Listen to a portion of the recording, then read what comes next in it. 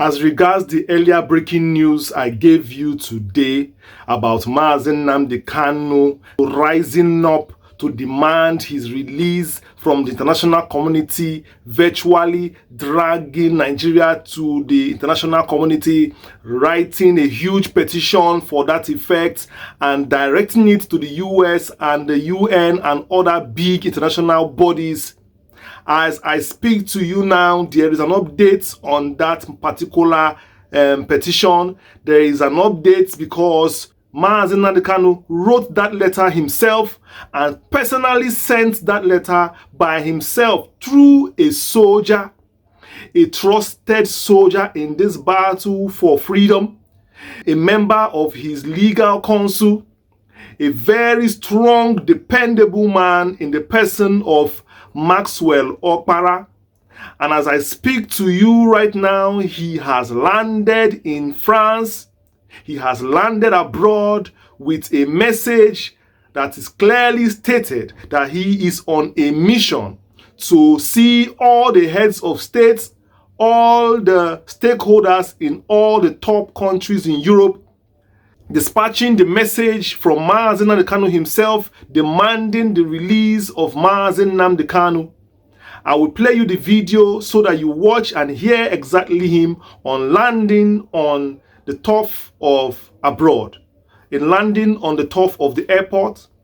And remember, this Max Okpara himself stood up vividly, stood up strongly during the NBA conference to demand for the release of Nnamdi Kanu in that large 20,000 crowd, fearless, unbowed, unbroken. He did not care who was there. He spoke directly to the governor who was on stage that day.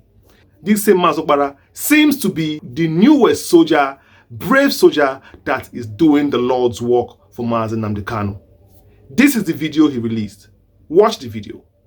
Arrived in Paris now for a crusade for the release of Nnamdi Kanu. So from Paris here, France, we move to Spain, from Spain, we move to Austria, from Austria, we move to Germany, from Germany, we move to Belgium.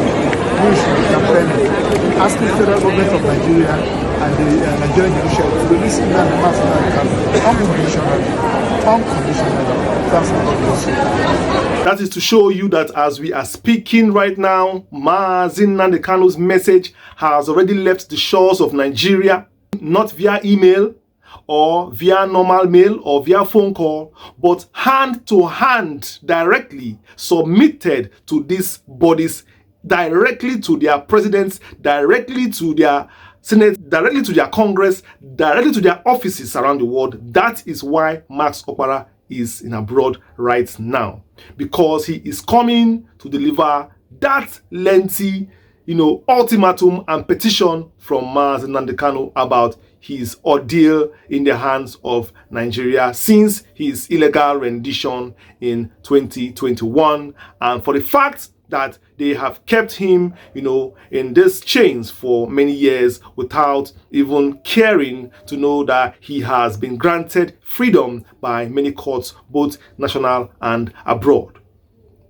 Kudos to Max Okpara. Kudos to you. You are a brave warrior in this struggle, and this is not gone unnoticed for your vocal nature and your dependability for Nnamdi Kanu to trust you with such message, and for him to trust you to bear the burden of doing this, holy job of relaying these letters directly to the people as concerned and drawing the attention on the illegality going on, and of course on the court case coming up on the 10th of October.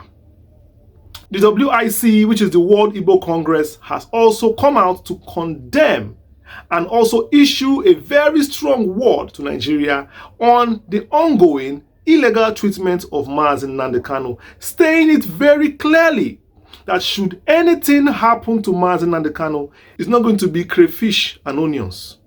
It's not going to just be taken with a pinch of salt. In a statement released by Mr. Festus Okere, who is the chairman of the WIC, which is the World Igbo Congress, he said these exact words: "The greatest slap that Ndi Igbo has gotten from the Nigerian government is the incarceration of Nnamdi Kanu. I don't want to issue a warning to anybody, but If Nnamdi Kanu dies in detention, only God knows what the consequences will be.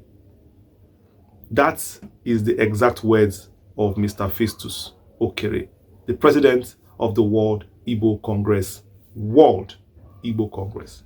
That is diaspora. Every Igbo man in diaspora. This is the president speaking.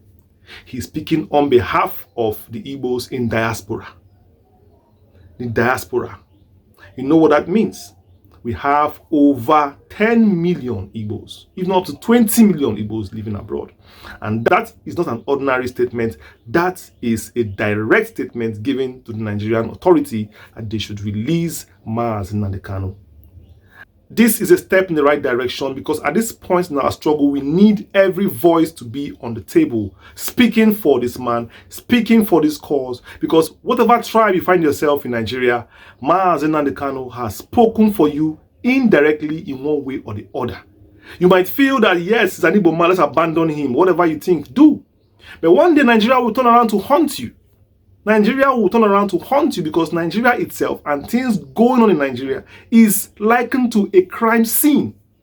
Lot of criminalities going on in the country, lot of illegal abductions, lot of injustice going on, and it can befall anybody at any point in time. So don't see that, hey, yes, it is these people that are happening to. It is this tribe, it is that tribe. Let me tell you, Britain does not care for any tribe. All they care is for the Commonwealth of Nigeria. As long as they're getting it, they are okay. They don't have a problem. A prominent British man said during the Civil War in 1967, he said that he doesn't care about the amount of lives that are lost on the side of Igbo or Biafra during the Biafran War. But all he cares about is that the oil from Nigeria keeps on coming. That is to show you what is going on in Nigeria, and for you to beware, whoever you are, wherever you're from, because insecurity does not know anybody. And injustice to one is injustice to all. But of course, as we know, the Igbos are left alone in their cause. And we keep on fighting because we are not afraid anywhere to stand alone. That is why you see an Igbo man any part of the world alone, because he believes that once he has his God, he has everything. That is Igbo man belief. Anywhere he goes with his chi. And all chi ne duani. All chi ne duani. You understand? Simple. So this is an appreciation to Max Okpara himself. I know very well that you have been playing a very wonderful role, and it's just time it's getting noticed, because somehow other news have been taking over most of the efforts you have been making. But that is life. Sometimes you keep doing things, nobody sees it, but one day one big act that you do goes viral. That is why we are seeing you for now, as you are doing things as if you just came out now. No, we have been there. You have been lending your voice here and here. But for this act alone, I thought it wise to bring it up on my channel, let my viewers and around the world know about you more and more, and give you that publicity that you deserve, and give you that honor that you deserve. You've proven to be a loyal man. You've proven to be a loyal soldier, a loyal warrior. And that is why you are being entrusted with such, big duty for Nnamdi Kanu himself, and I trust that you will carry it out to the latter. Just please, as you go out on this big duty, don't forget yourself, and don't forget that result is all we are looking for. Don't settle for less. Do not accept to drop this message on secretary table. Make sure that you see the people we are supposed to see. You get response from them, because on the 10th of October, we want results. We want results from all these movements that we all are making. And thank you very much, because it's obvious that this matter, you carry it upon your head. You carry it upon your head. God will bless you, and God will provide for you and your family with long life, prosperity. May the gods of Igbo land protect you. May the spirit of our ancestors protect you. And may God in heaven, who is the Alpha, Omega, the creator of heaven and earth, also guide you in this wonderful journey of freedom. Nnamdi Kanu has spent many days, many years in the dungeon. He was attacked at his country home in Afara Ibeku Mahia. Unprovoked, he was attacked, and many people were killed there. God bless their soul. He also lost his parents, his father and his mother, through the trauma that he passed through. And somehow he was resurrected in Israel through the help of our God in heaven. And he found his way to Britain, of course, a country that betrayed him to the hands of his enemies. And that is to show that the British do not care about peace in Africa, because they know very well that betraying Nnamdi Kanu is going to cause a crisis, or may even cause a crisis when the Igbo see that he's arrested.